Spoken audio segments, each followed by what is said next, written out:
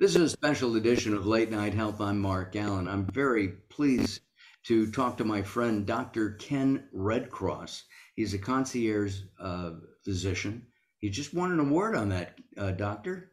I did. Very, very fortunate and blessed. Yes, definitely. Anything that's focusing on patients first makes me happy. So it's nice to get the award, Mark, but it's all about them, to be quite honest. That is terrific. And you do see patients as well. I mean, you I do do. a lot of Oh, things. yeah. Oh, yeah. I travel with patients. I make house calls, whatever it takes to get that bond that I always talk about, the trust, respect, the empathy, and the communication, and how I can do that, whether it's in the home, traveling with the patient, I do my best. Um, Ken spent some time out here in Southern California. In fact, I'm not going to give his cell number out, but if I want to get hold of Ken, Dr. Redcross, he still has a San Fernando Valley phone number, and I I do. love it. I think you and your family should move out here. I know you and me both. I try each and every day. Every time I get out there and see you and our friends, I always want to come back home, really. Just, tell your kids, hey, it's Disneyland. Yeah, listen, I can try that, but I have two 16-year-olds. Good Oh, luck with that, Mark. They don't listen to me anyway, so no, and I want you to know when they get even older, don't they say don't it. listen Don't say it. Don't say anyway. it. I want to talk about gut health with you. Yeah, You've talked about the gut being the second brain. What do you yeah. mean? Everyone, I know all of you are hearing a lot about the importance of gut health, especially now that we're all becoming really healthy.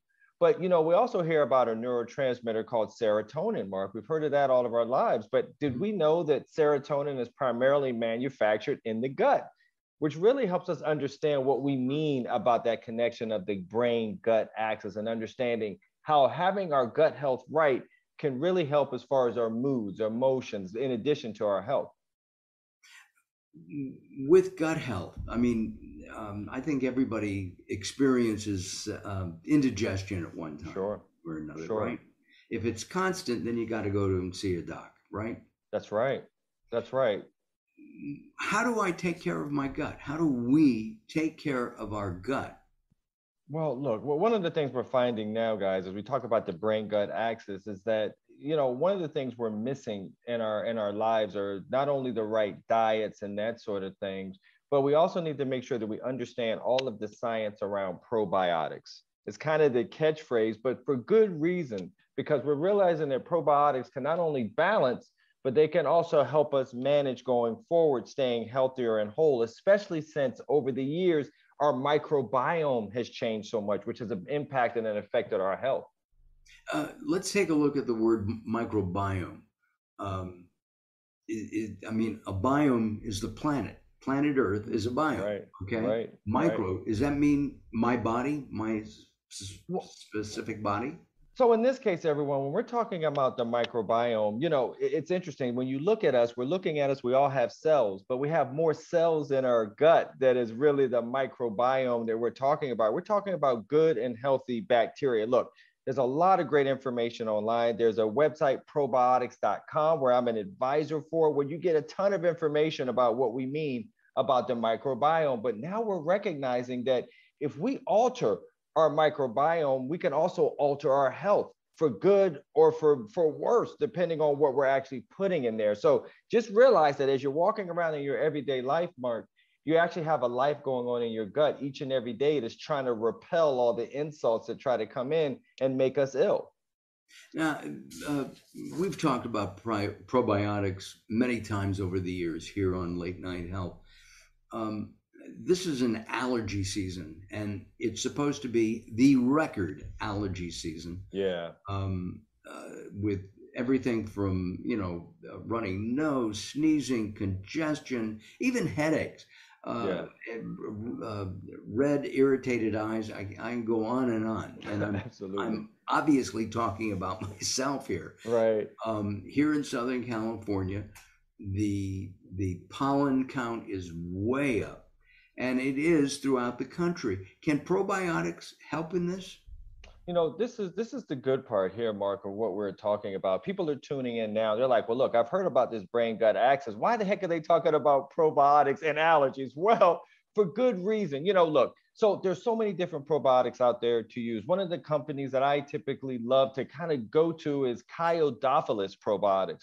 Reason why I choose them, because guys, they click off a couple of boxes. Not only have they been around for 30 years with clinically tested things or clinically tested research, but they have this friendly trio, Mark is called. It's a trio of probiotics that have been studied together. See, that's the key. Sometimes you hear about studies, Mark, and they'll study one strain of a probiotic and say, oh, it does this. Very rarely do you get kind of a unit. So this friendly trio is an important one. In fact, there was a clinical trial done out of the NIH that showed that one of the reasons why we were having more allergies is because we didn't have that variability in our gut. And this friendly trio was actually shown to do some of the things that you just talked about, to help with sneezing, to help with some of the allergies. And more importantly, the friendly trio also showed that the people resulted having better quality of life. Can you imagine that during allergy season? I know, and I get allergies just like you, Mark. So when you're thinking about a probiotic, I want you guys to shift your gears. It's not only about immunity, which is huge. It's not only about just our gut health, but now let's recognize what it can do for allergy season. A lot of products have a single bacteria, okay? Acidophilus, very common one, right? Yeah. And you can get that in a good quality yogurt. Are we eating dairy this week or not? You know. Right. I know. It depends on what show you turn on, what station. Yeah, exactly. So, and I personally limit my dairy mainly because my tummy doesn't like it. Yeah. So, but should we look for a trio like you're just talking about, where they blend several probiotics, which are the bacterias, rather than a single strain? Yeah, you should. And so when you talk about that friendly trio, everyone, the reason why I think it's equally important is that, look, they have bifidobacterium, lactobacillus, things that you'll read on the labels that are really long.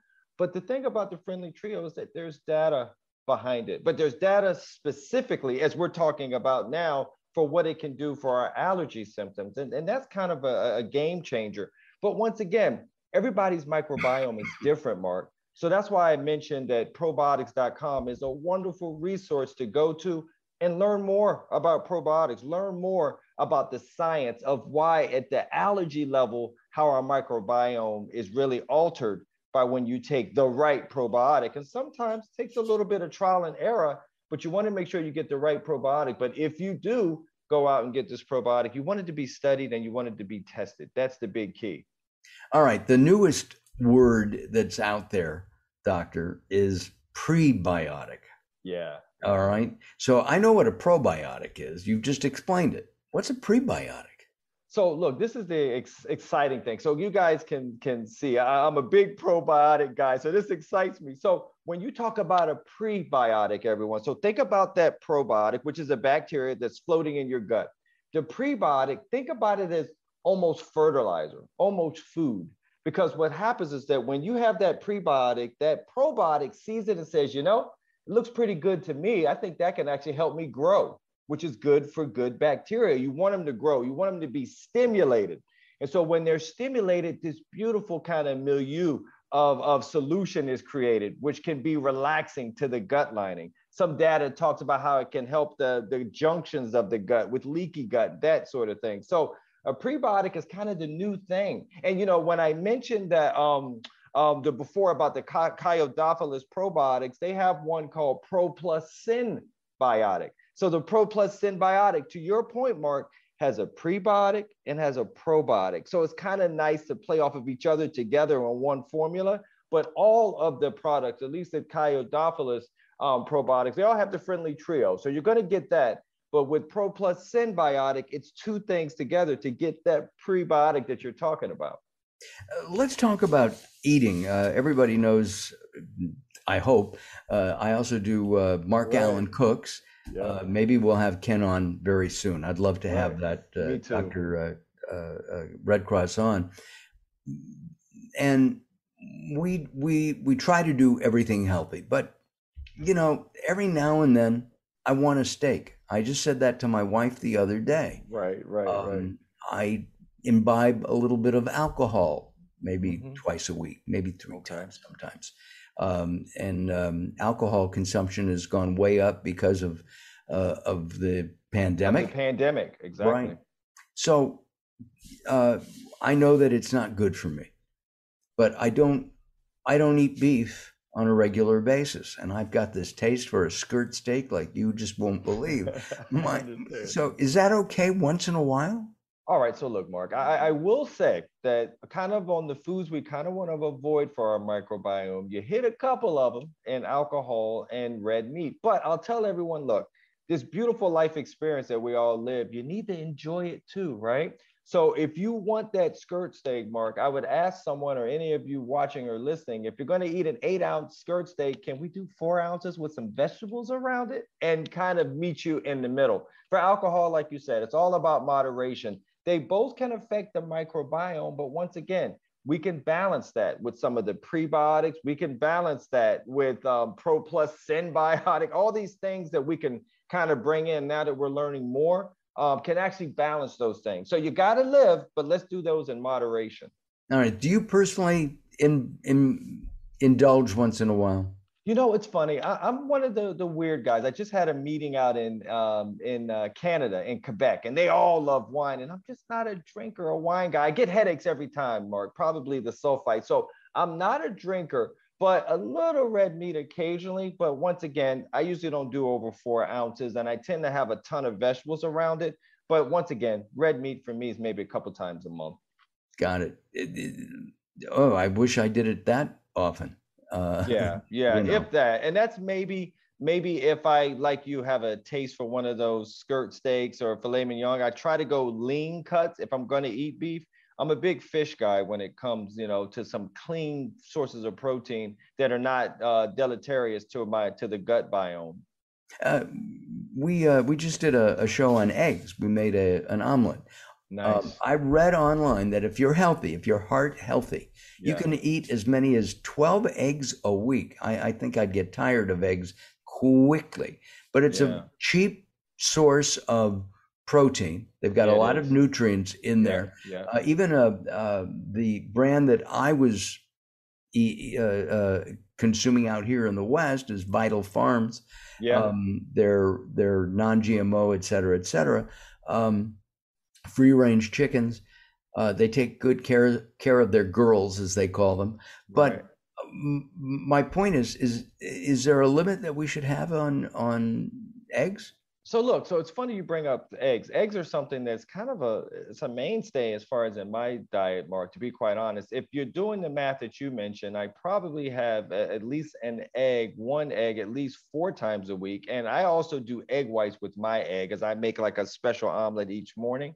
So I use that because I like to do a lot of training, a lot of exercising, whether it's cycling or weightlifting, which I enjoy doing. So eggs are like pure protein, and you get like 6 grams out of it. You get a little bit of the cholesterol, which is necessary for your cell walls and so forth. So eggs are a nice clean way to get about 6-7 grams of protein. So they're not evil.